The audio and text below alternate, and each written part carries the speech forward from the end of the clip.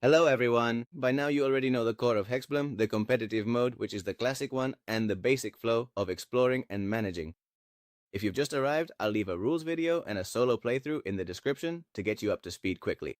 Today we're focusing on what you've requested most and what changes the experience the most: co-op mode, hard difficulty, and the analog variant. Cooperative mode involves several changes. All explorers will be able to move together across the map. The active player can drag players along when exploring a tile, or can move and leave the group if you want to split up to explore more territory. But be careful, enemies, events, and adventures will be harder than in classic mode, since explorers sharing the same tile can help each other resolve Hexblem cards. During the active player's turn, the other explorers can use a card from their hand, their explorer ability once, and spend their charged essence to help the active player. Once the card is resolved, the player can share the reward with those who helped them. The management phase is also different. Essence exchanges with the Nexus, the bank, are removed, and resource trading between players is allowed. The goal, as always, is to defeat the unbeatable, but we'll have to earn a minimum number of points among all players to be able to face him. Finally, in this cooperative mode, you are required to help each other. If one player dies, the game is over. And now let's talk about difficulty. Solo, cooperative, or competitive modes can choose between normal or hard difficulty. So far, we've always been talking about normal difficulty, but setting the game to hard will put you against the ropes. It doesn't apply exactly the same to all modes, but in general, you'll have fewer turns before the era change and the appearance of the unbeatable, fewer rewards, and resolving Hexblem cards will be much more complicated.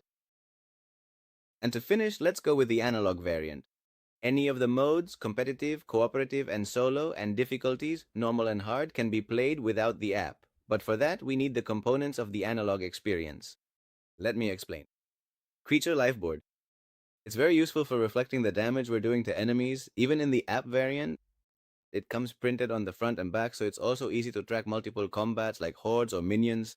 Roundboard and points board. The app is what keeps the automatic turn count and where points are added so all players can see them. Therefore, a couple of boards with their cubes are necessary to be able to keep count manually. Chessboard. Chess type rewards are collected from the app. It's a random option among several groups. So in analog mode, we'll need this small board where we'll have a front and back side and roll a die to choose a reward from the 6 available. 4 wooden dice for Hexblem exploration. At the beginning of the game, we choose 3 of the 4 Hexblem decks to play with, and they are distributed randomly on the map. In the analog version, players, depending on the number, will place the unexplored tiles as they like on the physical map included in all editions. So with these 4 dice, we have all the possible combinations of Hexblem. We'll use the corresponding one and roll it every time we explore a tile to determine what it is. When exploring, we'll also need the 2 wooden dice for the exploration rewards. Every time we explore a tile, we receive an initial reward that the app determines. In the analog version is replaced by a die roll, one for the first exploration and another for the second or over exploration. Aside from everything related to the components we've talked about, there are still more changes for the analog version. The key events, the change of era, and where and when the unbeatable appears will be determined from the start depending on the mode, number of players, and the chosen difficulty. Finally, there's the matter of the adventures. It's the narrative part, and the amount of content is so large that it wouldn't fit in the whole box. Therefore, in the version without the app, we're already cooking up the first physical adventures in the manual with additional roles to choose them. And we'll be posting the rest in PDF so we can keep updating them just like in the app. We're going to do a little test of the cooperative mode and also the analog version. We're in the middle of a game, now it would be my turn to explore, and in the previous management phase, we both loaded a spirit essence to be able to help each other. As I said, it's my turn, and I'm going to explore this tile next to me. So I roll a die, and a mountain appears. So I place the tile, move us both, and now I roll a die to see the reward I got, which is a glow. I'll keep it for now, and here on the mountain, what we have is the mountain troll, which is actually quite dangerous. At the moment, I don't have any cards in my hand to really do much, and since we're tied in speed, that means he's actually faster than me. He has shield breaker, so he leaves my shields at 0, and he also has terror. So since I don't have magic damage, he takes away 3 damage. It's quite tough for me because the slingshot is also pretty useless against him, the terror ability, and I can't use my ability to do anything. So the combat would begin, and the troll would attack me first. He'd take away 4 health, leaving me with 1. And now I'd attack with my 4 damage. I'd leave him with 3 health. I can't let him attack me again, because otherwise he'd kill me, and the game would end.